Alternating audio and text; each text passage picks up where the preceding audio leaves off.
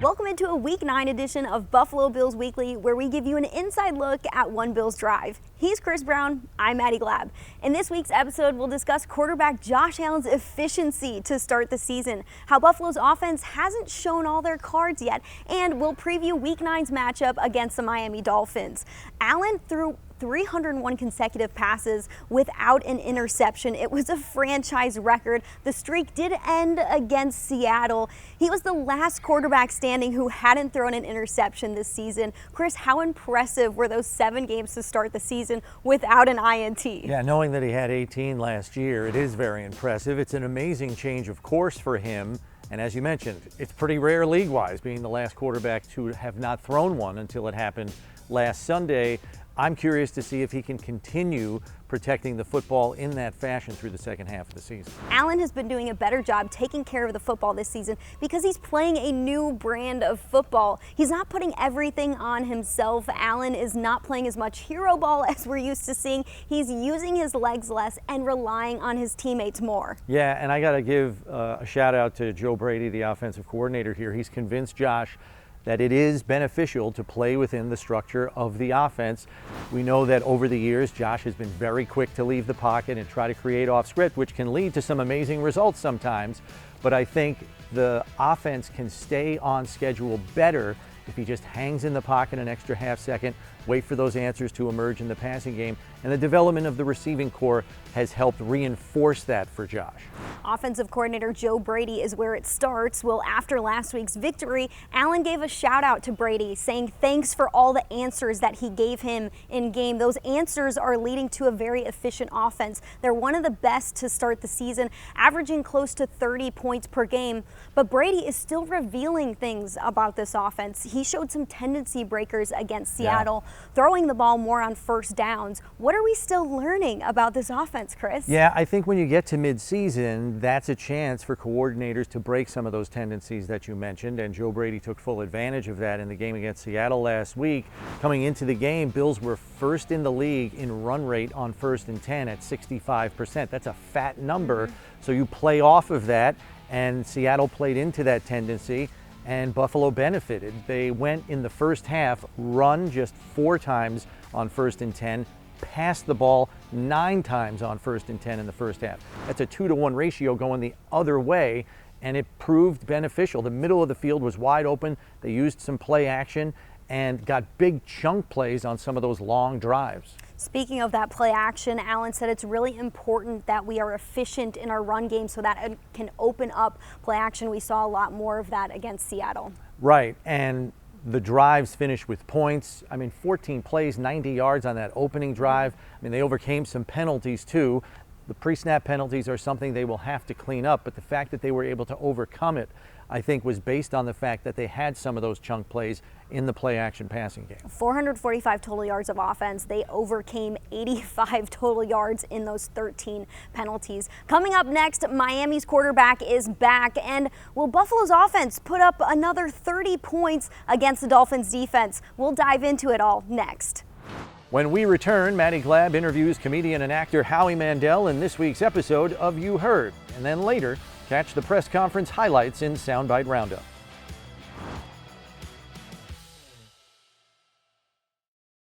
What's up, guys? This is Howie Mandel, and you just heard. What's up, everybody? Welcome into another episode of You This Heard. is the one that you're going to use in the actual podcast? Howie Mandel, everybody!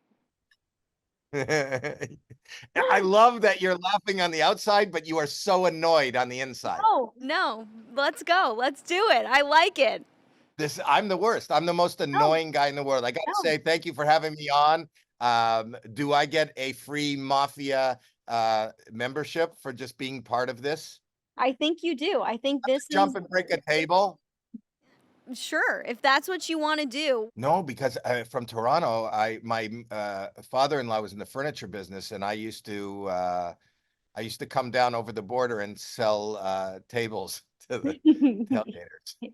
Because they go through a lot of them. Howie, you are from Toronto. What do you know about the Bills? When did you start following this team? We don't have a team in Toronto. I So know. I started following this team when does this team start? Was it like 69, 1960. 60? 6. 1960. 60, right? Yeah. I'm older than your team. So yeah, I remember it like right from the beginning. It was always on TV. Buffalo was always on TV. I watched Eyewitness News on from Canada. And are you in Buffalo? Yep, we're in Buffalo right now. Yeah, so there was always great music when there was a fire in Tonawanda. Oh my gosh. And I grew up watching Rocket Ship 7 and Irv Weinstein. You're too young to know any of these names. I'm But not a Buffalo native, so those names are going over my head, but I know people watching this will know exactly who you're talking about. I'm a fan of wherever I live. Just Hmm. because it's kind of fun to root for the home team. So for years and years, my home team was the Bills because I lived in Toronto and we didn't have a team. And now, I'm a kind of a Rams fan because I live here and it's kind of fun to go. It's like going to your school and rooting for your school, I like you that. know? We've got a quarterback in Josh Allen who does superstar things. Do Yeah. you like following him? Yeah. And not only that, I also love, for me as a Canadian, Mhm. I loved watching the Buffalo Bills because one of the few teams that would play I love watching football in the snow. Something about it, right?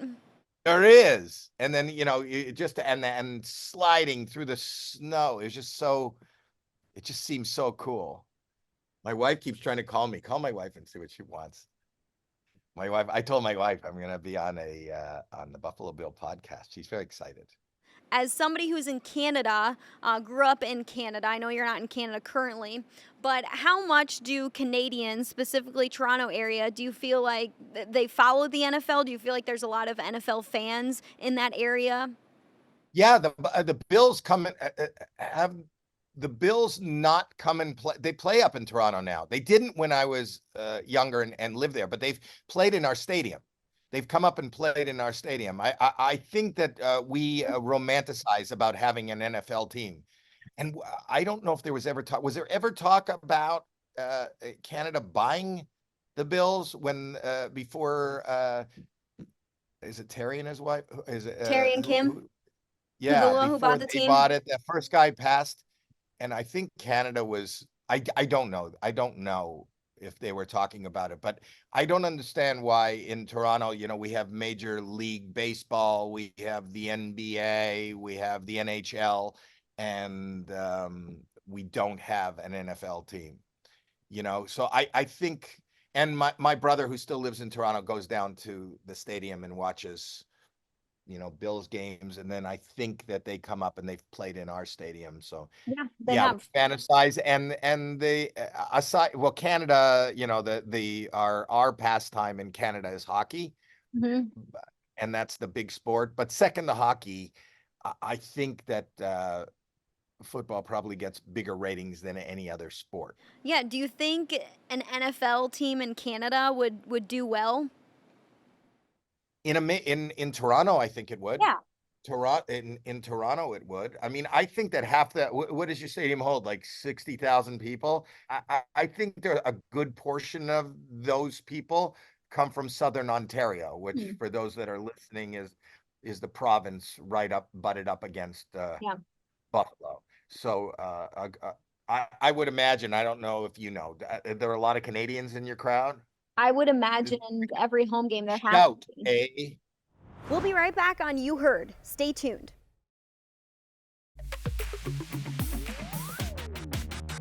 Howie, behind you, you got a sign that says Howie Mandel does stuff. And you have done so many things throughout your career as an actor, as a television personality, as a comedian, as a producer. What are you up to currently? There. I do a podcast with my daughter, and I also Amazing. do one with Harlan Williams called When a Stranger Calls.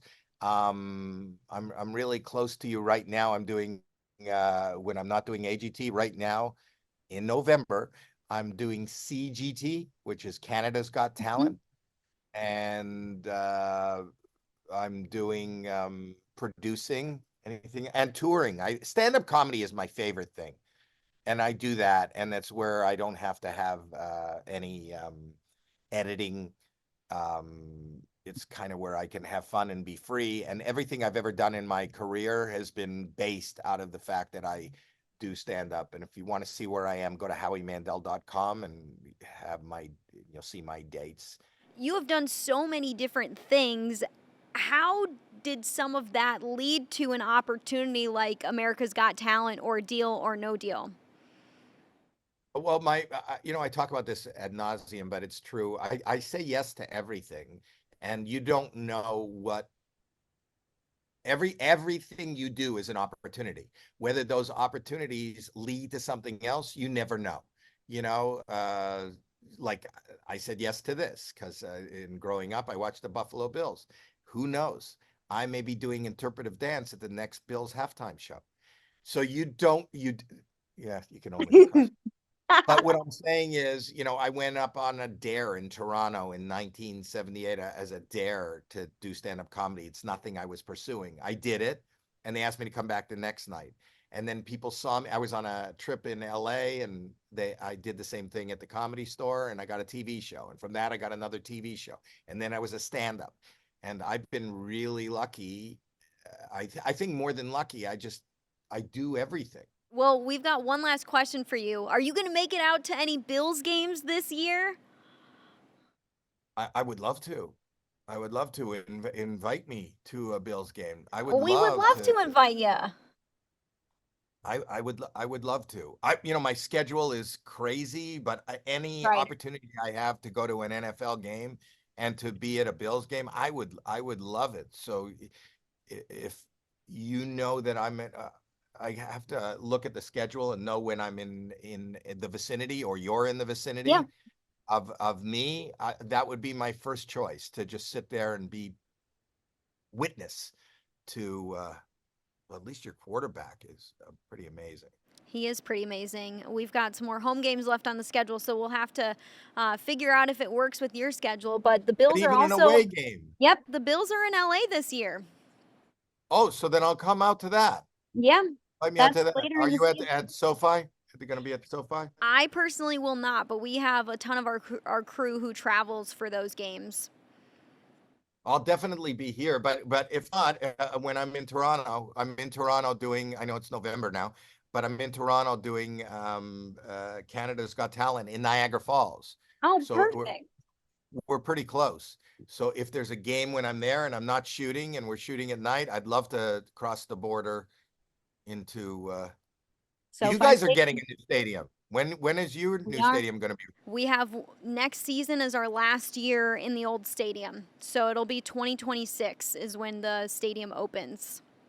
And is it, you got a lot of toys planned, like amazing things? I mean, it looks pretty cool. And they did such a good job of going to places like SoFi and going to the Raiders Stadium and going out to Jerry World and Dallas, and then even going to like Tottenham Hotspur Stadium across the pond to see how the NFL does it, to see how soccer does it, and to take the best from like all of those places and create something in Buffalo. So I'm really excited. One thing that our owner has said over and over again is like, we're going to build this for Buffalo, because, Buffalo is so different than LA. They don't want the LA vibe here. They want it to fit the people in Buffalo. So I really appreciate that. Nobody in downtown Buffalo has ever said, this has an LA vibe. Yeah, exactly. And I love Buffalo. I used to play that. I always played like Kleinhand's Music, the Melody Tent. Yes. All these other places. I love Buffalo. I feel like I'm at home when I'm in Buffalo. So thank you for having me. And I wish your team nothing but luck. And I look forward to coming to a game in person. Thank you so much, Howie. But I want to dive on a table.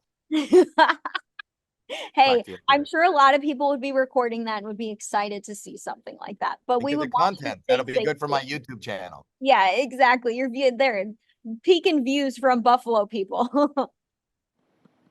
Well, Howie, thank you so much. Appreciate the time and hope to see you out at a Bills game this year. I will. It's up to you, not me. When we return, catch the highlights from this week's press conferences in Soundbite Roundup.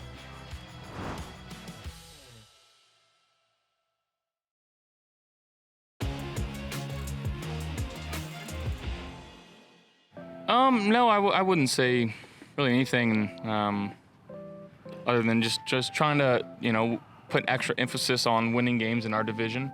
And make no mistake about it, they're a really good football team. Obviously, getting their quarterback back helps, especially on their offensive side of the ball. But they got some real playmakers on the defensive side of the ball, and I think I know their record doesn't indicate it, but they're playing really good football right now. So we got to be ready for whatever they can throw at us. Got to have a good week of practice, and again, make adjustments in game and go from there. Yeah, I mean, they still have main core concepts and stuff. Obviously, still run a lot of the same stuff, but the offense is a whole new identity, like you said, with Tua back. So, I guess that's a tricky part of game planning this week, and trying to figure out exactly what their offense is going to look like. But we've had a lot of history with Tua playing and stuff like that. So, just hopefully put together a good game plan and go out there and execute. They've really been able to be efficient and move the ball down the field. I think he does a great job, like we've said before, just his rhythm and timing and understanding of the offense and the scheme so well that, he puts balls in great spots and understands where his guys are going to be. He's a dynamic player, in the pocket, out of the pocket, creating things when stuff breaks down. So it'll be a challenge for us. We're working hard to make sure that we're right, our scheme's right. Everything that we're doing is in preparation to go out there and win on Sunday. I mean, they're a great defense. They're physical. They fly around to the football. Great players. They're secondary. You got Ramsey over there. Like I said, they just play together. They're a team that, I've never been one to look into, records or anything like that. On any given Sunday, any team can get beat, So we have to make sure that, we put our head down and grind this week and then go out there and play our best football. Obviously, they're an explosive team. Just having an awareness of their explosive players, they got a lot of them. So it's just making sure that we're aware of where they're at on the field at all times. Not getting complacent and not just sitting here saying things are taken care of, because they're not. There's a lot of football left in this season. Anything can happen, and we got to, keep our foot to the gas.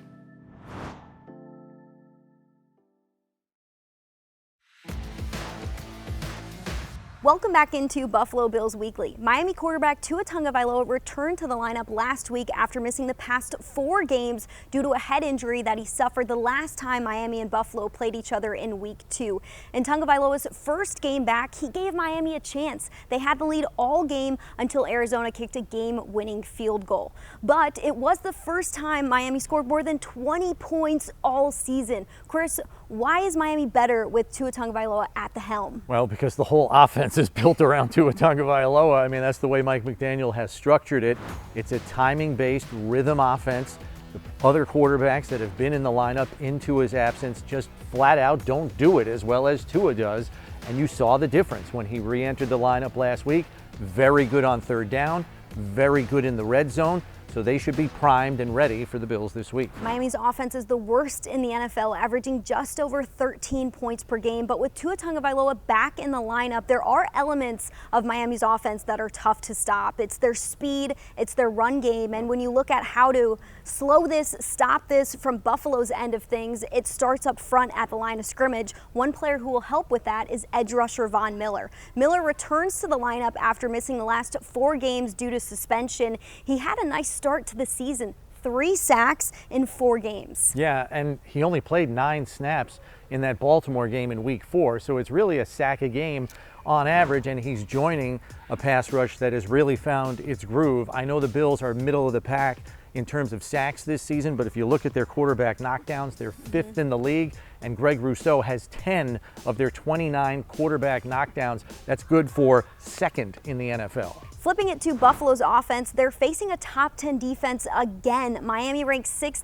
allowing just 300 total yards per game. Their numbers are good on paper, but in 4 of the last 5 games, the Bills have scored more than 30 points against Miami. How will this defense try to stop an offense that's on the roll? Yeah, I think they're going to have to be super aggressive on defense. They only have 9 sacks in 8 games. That's 31st in the league. They've got to do better up front to affect opposing quarterbacks. I think they're going to go aggressive with the blitz, because Marvin Harrison Jr., Trey McBride both went over 100 yards last week for Arizona's offense. They had trouble covering on the back end. So to better marry their pass rush with their coverage, they're going to have to send extra people. Bills quarterback Josh Allen is averaging 3 total touchdowns per game against Miami when you look at his 13 career games played against the Dolphins. If Buffalo wins, it would maintain or enhance their huge lead that they already have in the division. You can catch the game this Sunday, November 3rd on CBS and Paramount+. Chris will be on the radio with the call, so to hear him and Bills legend Eric Wood, you can listen to WGR 550. We want to thank you for tuning in to Buffalo Bills Weekly. For Chris Brown, I'm Maddy Glab. We'll see you next time.